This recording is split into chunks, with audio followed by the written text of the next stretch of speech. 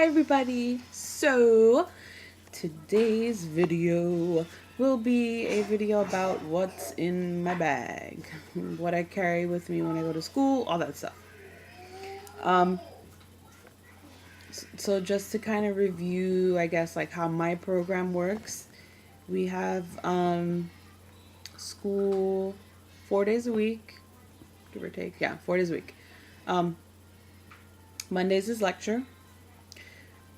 Tuesday, Wednesday is clinicals, that's when we're at the hospital. And it really depends on what days you pick. For me, it's Tuesday and Wednesday. For other students, it's Thursday and Friday.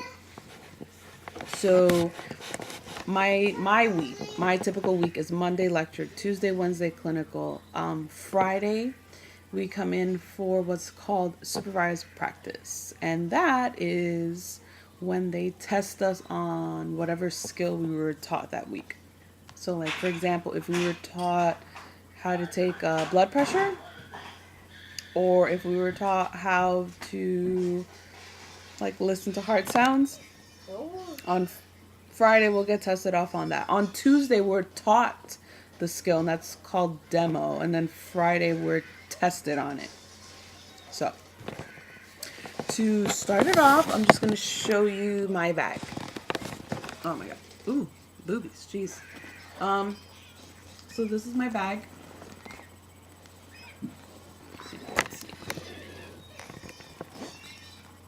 Okay.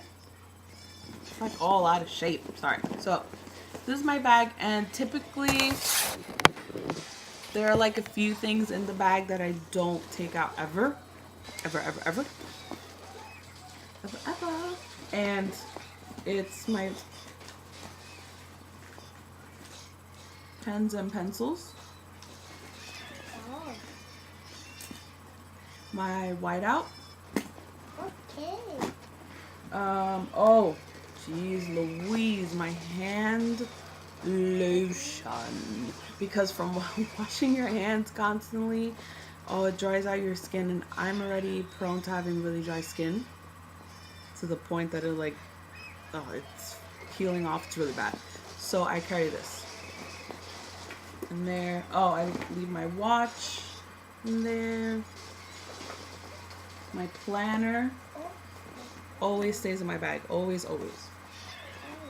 And then I have a middle pocket.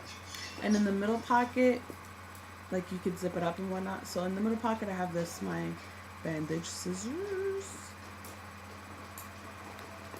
I have my blood pressure cuff.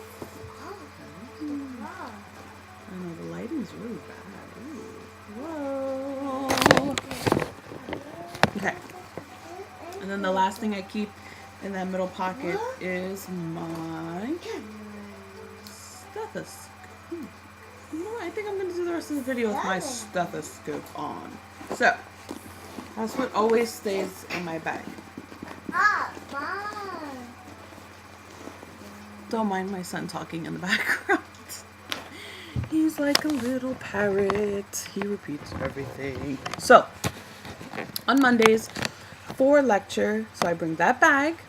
And in the bag, the only extra thing I put in there is my iPad, because I take notes. Yes, my iPad that I share with you. My iPad that I share with you. So I bring the iPad, and I have Dropbox, so I'm able to open up the PowerPoint presentations that were given, and then I use Evernote to take notes. I had bought an app to, like, write down notes. That did not work out at all. Okay, so wobbly camera. So that's Monday. And then depending if we need to bring in a book or not, I'll bring in a book. Okay, so for Tuesday and Wednesday now, there's a lot of swapping of stuff, by the way. So Tuesday, before I get into clinical stuff, the beginning of the program, we were given this humongous, monstrosity of binder, and it was filled with paper, but as you can see, I don't have a lot in there now. And what was in it was our student handbook, which explains like school policies, uniform, all that stuff. We were also given in that binder, we were given our clinical packet, which basically depicted what we were going to be doing every week for clinical. Now, what I did was I bought smaller binders. So I went from a 2-inch to a 1-inch, and I bought one binder for the student handbook, one for my supervised practice class that I've told you about, and then another one for clinical. And then within the binder,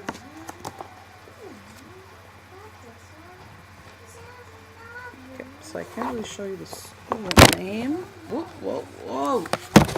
Oh boy, I'm losing you. Okay, so can't really show you the school name, so we'll cover that. So within the binders, I have these little tabs, which I lost. No, I lost the sheet. I mean the thing that was in there. So I have the tabs, and basically what I will do is one tab will be for stuff that we already went over, stuff that's been completed, and then the tab in the front will be what's coming up, what's due now, stuff like that. So the binder actually only bring for supervised practice, because the clinical binder takes up too much space. So if there's any sort of worksheet I need to do for a given week, like let's say for the cardiovascular assessment, I have to do a worksheet on where to hear heart sounds, I'll toss that in my clipboard. Okay. So let me just say that every nursing student, I feel, should have this. If they're allowed to have it in the clinical setting, this is awesome. Not just a regular one. This is a storage clipboard. See? Fits stuff in there. Opens up and whatnot. I'll give you a look-see in there. Okay. So,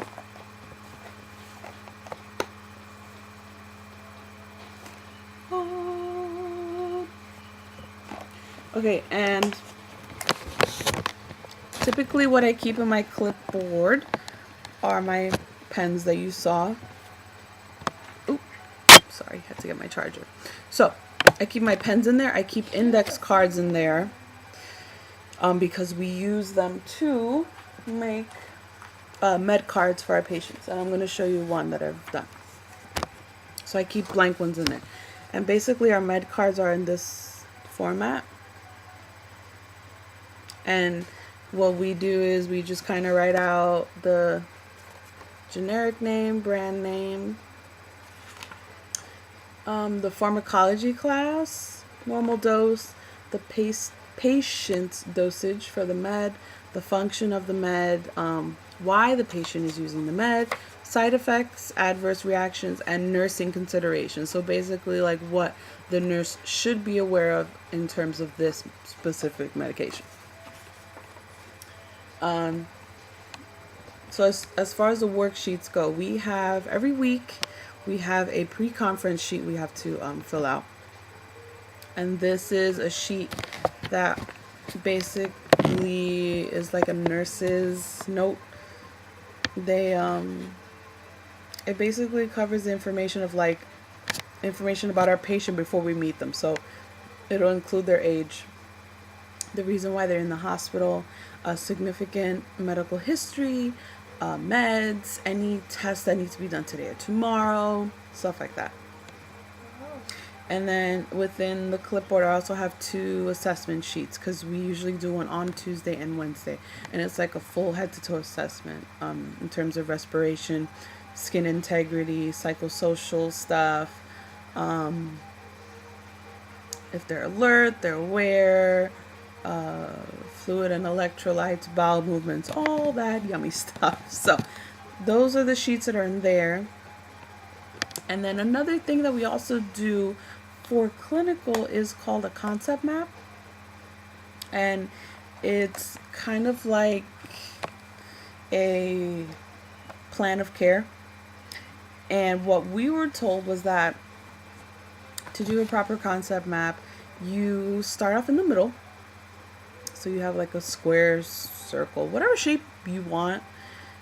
That's in the middle. And then in the middle will be the, I guess, assessment information. So typically how I do my concept maps, I write in the middle my patient's age and their sex. So like if my patient is 58 and it's a male, I'm going to put 58M in the middle, and then the reason why they're in the hospital. So if my patient came into the hospital for abdominal pain, I will put that in the middle. And then we branch off from that little middle shape.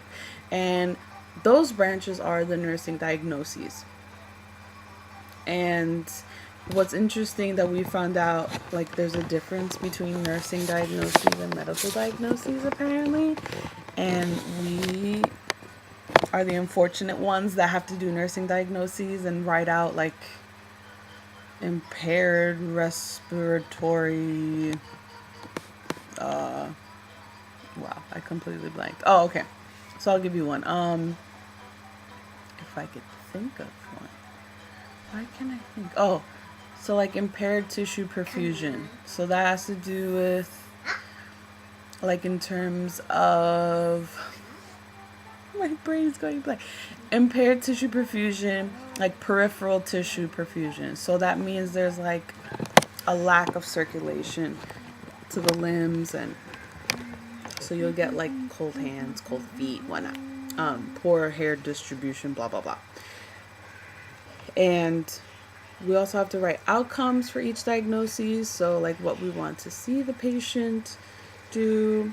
So if my nursing diagnosis for my patient is acute pain related to invasive procedure, I guess my outcome would be like patient will report no pain 30 to 45 minutes after pain med administration.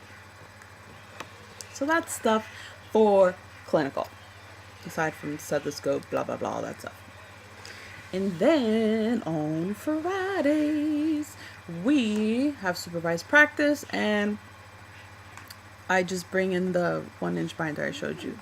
And within the binder is a checklist of like the skills that we have to do, and we just kind of go off on that. Oh, and also a sheet that our professor signs. Oh, I forgot to mention, for clinical, something that I rely on heavily are these right here, little notepads. They're awesome. And what I use them for is to jot down anything that I may need for my assignments that I need to hand in. I also use it for when I get the nurse's report when I first walk into clinical, and I'll write down everything that the nurse tells me, anything I observe. Anytime a physician comes in or somebody comes in to see my patient, I will write down the time, who it is, why they came in, blah blah blah, all that stuff. So, and then depending if I have time to really do my work, but I just bring it in anyway.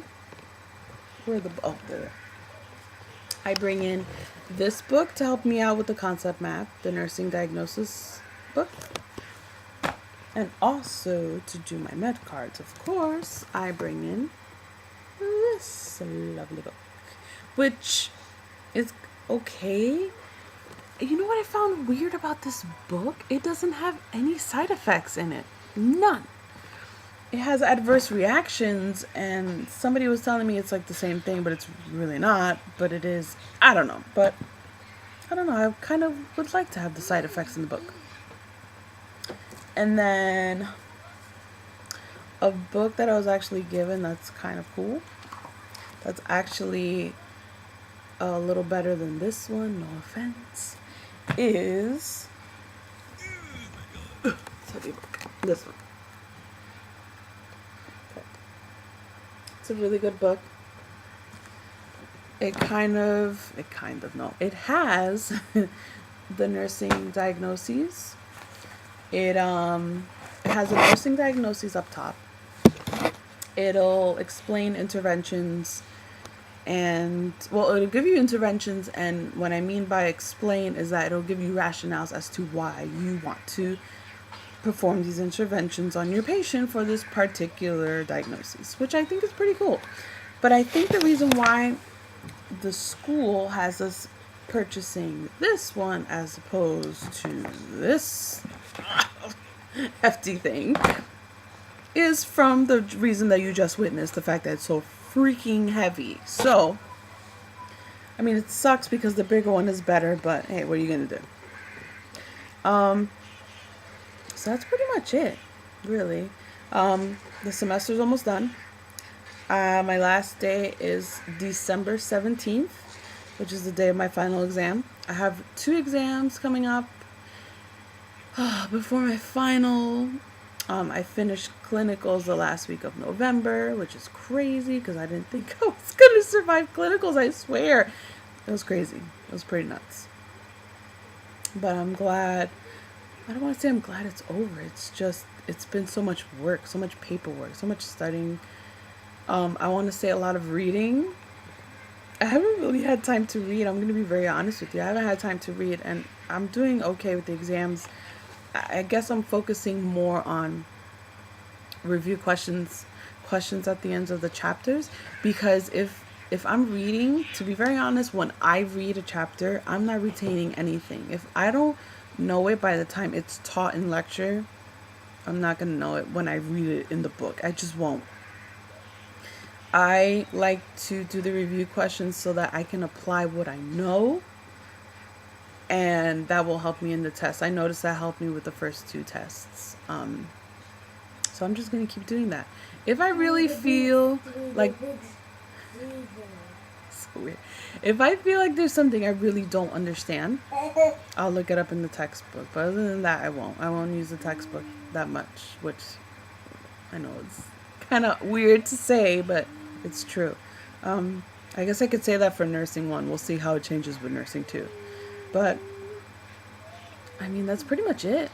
Unless something crazy major happens from here until the end of the semester, this will be my last nursing 1 video, which sounds so crazy to say. Oh my gosh. I'm a quarter of a way done with my nursing program. And I don't even know if anybody from my school is even going to watch this. I know there's one person that does. And I just want to say to everybody that's in a nursing program, was in a nursing program, is considering it, you are awesome for picking this. Just know that it takes a lot of time and dedication. This first semester was a big eye-opener for me. It's been a crazy learning experience, but I wouldn't change it for anything. As overwhelmed as I am, I wouldn't change it for anything. It's been awesome. So, until next time, see you later. Bye. Say bye, Joshua. See you later. Go ahead, say bye. See you later.